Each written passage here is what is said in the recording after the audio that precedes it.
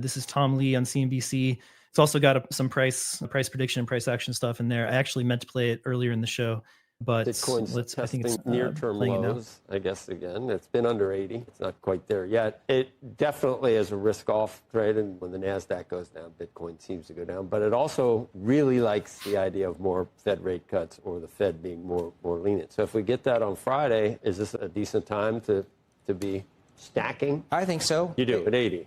Yeah, I think part of this was Bitcoin seasonally was just not going to be attractive until after March ends, and now we're finally exiting March. And so I think not only is the calendar looking better, but as you're saying, Fed and central banks are easing, QT's ending. I think that with positive Washington tailwinds means I think Bitcoin can do well to the end of the year. People love it when I ask you what your end target is on Bitcoin.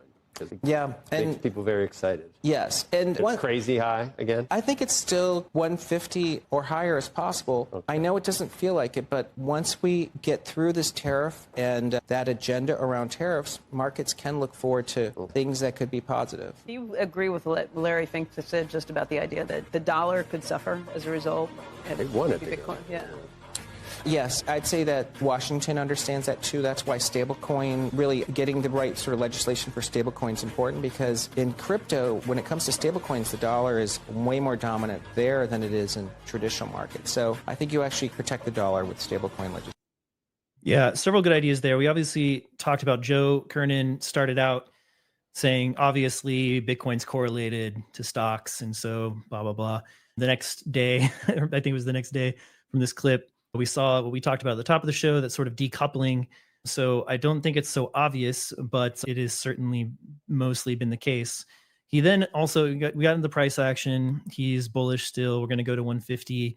That's coming into like spring and early summer and stuff. We'll start seeing some action. Then it finished up talking about Larry Fink's comments, and we can actually dive into that now, John. You want to take it from here? Yeah, perfect. Thank you, Becky Quick, for the segue at the end of it. So this is Larry Fink writing, I believe they call it like an annual letter to BlackRock shareholders, or some sort of annual investment letter type of thing.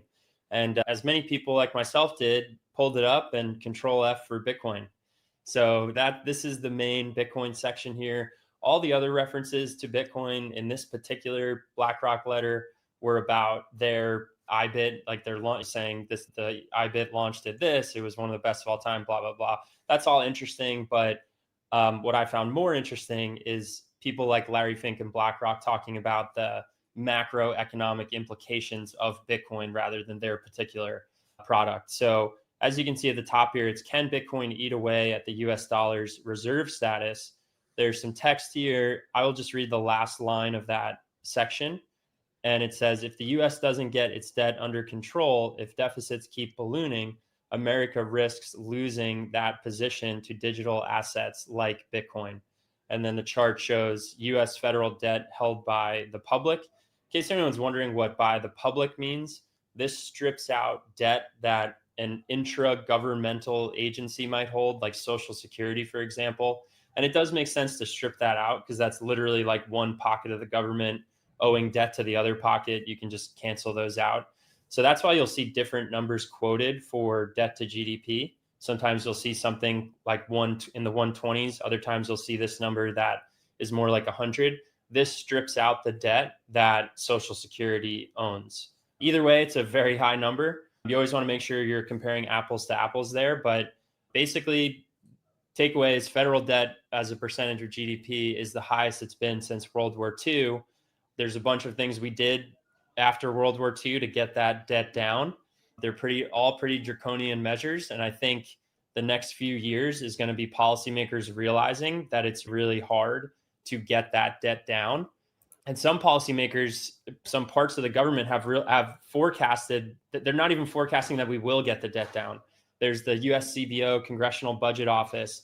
They actually released their 30-year budget outlook. Did you guys see this? It made like 0 waves on Twitter. I've been meaning to do a thread on it. This is the thing with the pink line chart where they forecast 30 years in the future, what debt to GDP is going to do. And they just put out the latest 30-year forecast. And I'll do a thread on it soon. But the punchline is that it's still a line that goes up and to the right. they're not really forecasting for it to come down anytime soon. Was that north of 50 trillion or something crazy? So funny you asked that, Matt. They don't make the total debt number readily available.